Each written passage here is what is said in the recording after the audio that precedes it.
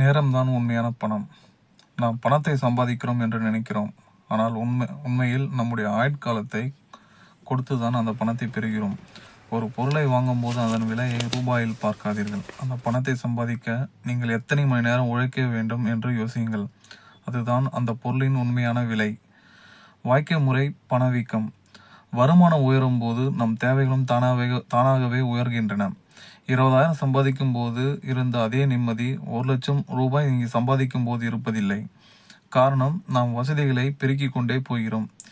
இது ஒரு முடிவில்லாத ஓட்டம். சமூக ஒப்பீடு ஒரு மனநோய். அடுத்த வீட்டுக்காரர் வாங்கிய கார் அல்லது சமூக வலைதளங்களில் இன்ஸ்டாகிராம், ஃபேஸ்புக் மற்றவர்கள் காட்டும் ஆடம்பர வாழ்க்கை நம்மை பணத்திற்கு அடிமையாக்குகிறது.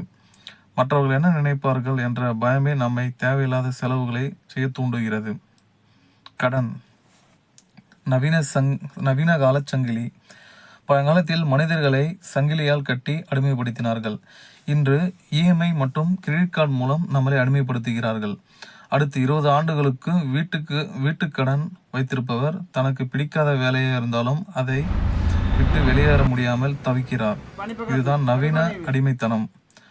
பணத்தால் வாங்க முடியாதவை. பணத்தால் படுக்கையை வாங்கலாம், ஆனால் தூக்கத்தை வாங்க முடியாது. புத்தகங்கள் வாங்கலாம், ஆனால் அறிவை வாங்க முடியாது.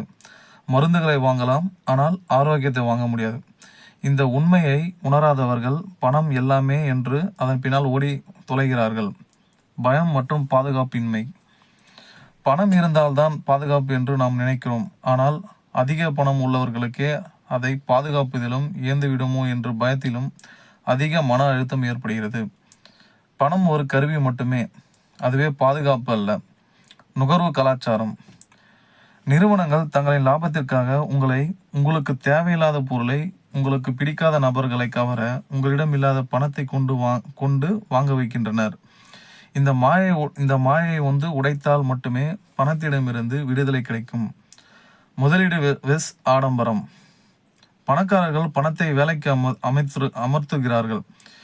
ஏழைகள் பணத்திற்காக வேலை செய்கிறார்கள். உங்கள் பணம் உங்களுக்கு மீண்டும் பணத்தை சம்பாதித்து கொடுத்தால் நீங்கள் முதலாளி. உங்கள் பணம் தேய்மானம் அடையும் பொருள்களுக்கு சென்றால் நீங்கள் அதுக்கு அடிமை. மினிமலிசம். எளிமை. குறைவான பொருட்களுடன் வாழ்வது என்பது ஏழ்மை அல்ல, அது ஒரு கலை. எது எனக்கு அவசியம் என்று பிரித்து பார்க்க தெரிந்தவனுக்கு பணத்தின் தேவை குறைகிறது. தேவை குறைந்தால் பணத்திற்காக கையேந்தும் நிலையும் குறையும். நிதி சுதந்திரம். Financial freedom. பணம் உங்களை ஆளாமல் இருக்க நீங்கள் நிதி சுதந்திரம் அடைய வேண்டும். அதாவது நீங்கள் வேலை செய்யாவிட்டாலும் உங்கள் அடிப்படை தேவைகளை பூர்த்தி செய்யும் அளவுக்கு ஒரு வருமானம், பேசிவ் இன்கம் இருக்க வேண்டும்.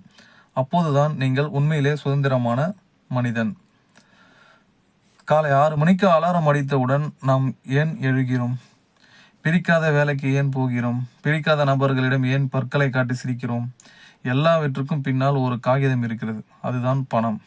பணம் ஒரு கருவி என்று சொல்லப்பட்டது. ஆனால் இன்று அது நம்மை இழக்கும் எஜமானாகிவிட்டது. நீங்கள் பணத்தை சம்பாதிக்கிறீர்களா அல்லது பணம் உங்களை சாப்பிடுகிறதா? மூளையின் ரகசியம். ஏன் நம்மால் நிறுத்த முடிவதில்லை? மூளையில் இருக்கும் டோபமைன் பற்றி புதிதாக ஒரு ஃபோன் வாங்கும் போது இருக்கும் அதே மகிழ்ச்சி 1 மாதம் கழித்து ஏன் இருப்பதில்லை? உங்கள் மூளை எப்போதும் அடுத்தது என்ன, வாட்ஸ் நெக்ஸ்ட் என்று கேட்கும். இந்த பேராசை தான் பணத்திற்கு நம்மை அடிமையாக்குகிறது. 10 ரூபாய் இருக்கும்போது 100 ரூபாய் தேடுகிறோம். 100 ரூபாய் வரும்போது 1000 ரூபாய் தேடுகிறோம். இந்த ஓட்டம் எப்போது முடியும்? ஹெடானிக் ட்ரெட்மில் என்ற தத்துவத்தின் அடிப்படையில் ஒரு விளக்கம், எவ்வளவு ஓடினாலும் ஒரே இடத்திலே இருப்பது போன்ற உணர்வு. இதுதான் ஹெடானிக் ட்ரெட்மில் தத்துவம். நவீன கால விலங்குகள். இஎம்ஐ மற்றும் கடன். சமூக அழுத்தம். பக்கத்து வீட்டுக்காரர் கார் வாங்கிவிட்டார், அதனால் நானும் வாங்க வேண்டும் என்ற மனநிலை. இன்று நாம் சம்பாதிக்கும் முன்பே செலவு செய்ய பழகிவிட்டோம். அதன் பெயர்தான் கிரெடிட் கார்டு மற்றும் இஎம்ஐ. நீங்கள் வாங்கிய அந்த விலை உயர்ந்த கார் உண்மையிலேயே உங்களுடையதா? இல்லை, அது வங்கியுடையது. அந்த காரை செலுத்த நீங்கள் அடுத்த 5 ஆண்டுகள் உங்கள் சுதந்திரத்தை விற்று வேலை செய்ய வேண்டும். இதுதான் நவீன கால அடிமைத்தனம். பணமும் உறவுகளும். விலைமதிப்பற்றவை எவை? உண்மை சம்பவங்கள். பணத்திற்காக பிரிந்த குடும்பங்கள், நண்பர்கள் பற்றிய ஒரு சிறிய உதாரணங்கள். பணம் இருந்தால் நிம்மதி வரும் என்று நினைக்கிறோம். ஆனால் பணக்கார நாடுகளில்தான் தற்கொலைகளும் மன அழுத்தமும் அதிகம். ஏன் தெரியுமா? நாம் பணத்தை சேகரிக்கும் வேகத்தில் மனிதர்களை சேகரிக்க மறந்து விடுகிறோம். உங்கள் இறுதிச் சடங்கில் உங்கள் வங்கி பேலன்ஸ் வராது. நீங்கள் சம்பாதித்த மனிதர்கள் மட்டுமே அங்கு வருவார்கள். அடிமைத்தனத்திலிருந்து விடுதலை.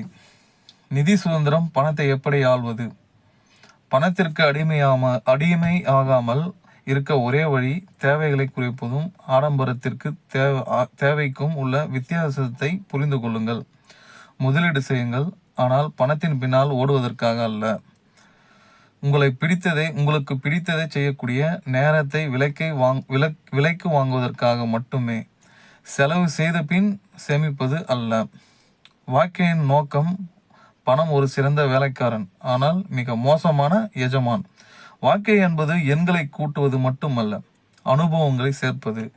இன்று ஒரு நிமிடம் அமர்ந்து யோசியுங்கள். உங்களிடம் இருக்கும் பணத்தை விட உங்கள் நேரம் விலை மதிப்பற்றது. இந்த வீடியோ உங்களுக்கு பிடித்திருந்தால் உங்கள் ஃப்ரெண்ட்ஸ் அண்ட் ஃபேமிலிக்கு ஷேர் பண்ணுங்கள், லைக் பண்ணுங்கள், சப்ஸ்கிரைப் பண்ணுங்கள்.